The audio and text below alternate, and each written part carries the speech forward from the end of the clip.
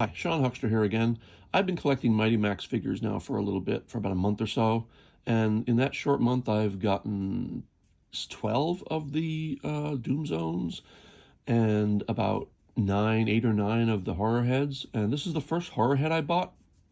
I love the Doom Zones because they're so interactive. I find that the horror heads don't have any movable parts inside the head itself, the shell, but they do come with pieces, and usually they came with 2 or 3, like a Mighty Max and then a villain and then some sort of interactive piece. And recently I did a video showing where I took a McDonald's Yeti and improved it by doing some painting. I'm not claiming Mighty Max sets need improvement. They really don't. They're beautiful. I mean, they're just works of art is what they are.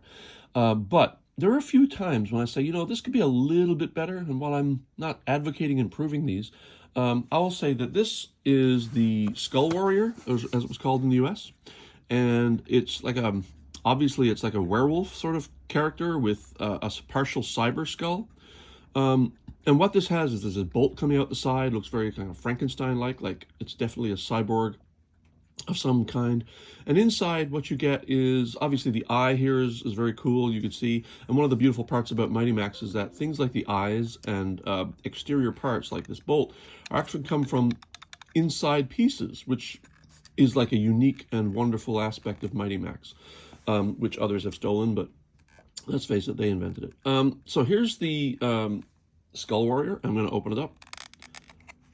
Inside, you get the villain. You get Mighty Max, and of course Mighty Maxes were packed kind of randomly in these sets, I believe. So here's one of the Mighty Maxes with a fuchsia purple colored hat.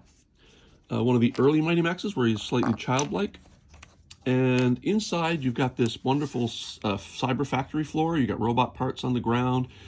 It's kind of, it's kind of, like I said, there's no movable parts inside the shell itself, like some of the Doom Zones have. But this comes off. Now, I bought this with a broken peg, but it's fortunate that the broken peg is actually stuck in the foot of the villain. So this is the actual villain that came with this actual set, and he can still stand perfectly fine on the cyber sled. This is sort of a hover sled type vehicle, and it, of course, forms the eye. And what is it about this that I think might need improvement? Well, not a whole lot. It's beautiful. But there's one thing I think they missed the boat on. See this little hole right here? What if this could have just stuck in there and hovered out like a platform and then been like one of the Doom Zones, like the Ice Alien, where a platform comes out and stands over the play floor. Anyway, they didn't do that, and that's fine. But also, you'll note that when you put this back in place, what you get is he's the eye, right? But this eye is empty. And there's nothing to see in there, which is kind of sad because there could have been a little piece in here that jutted up to show the other eye. So what I did is I checked this out, this little hover sled idea.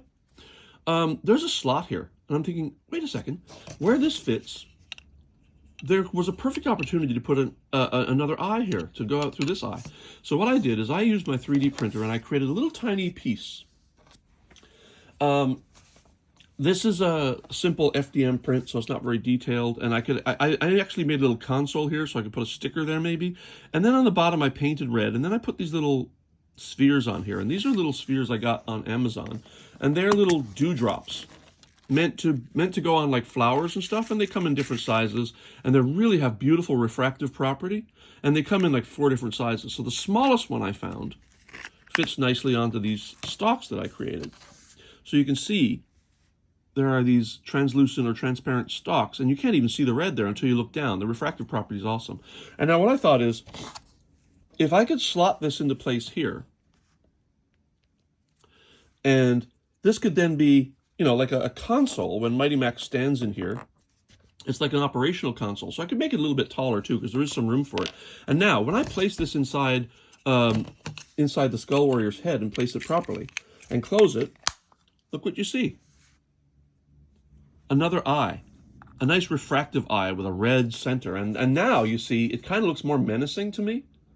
And again, I'm not advocating you run out and try to improve all the Mighty Max sets because, like I said, you can't really improve on perfection.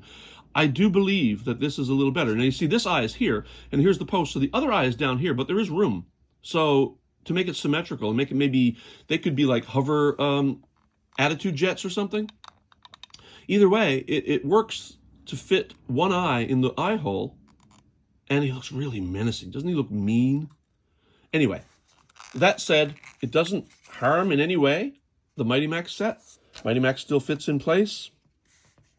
He fits right here. The villain sits here, as he always does, and it closes without any problems whatsoever. So that is my slight improvement on what I think is already pretty close to perfection in the Mighty Max Skull Warrior. Hope you enjoyed this video, and I plan to do more in the future.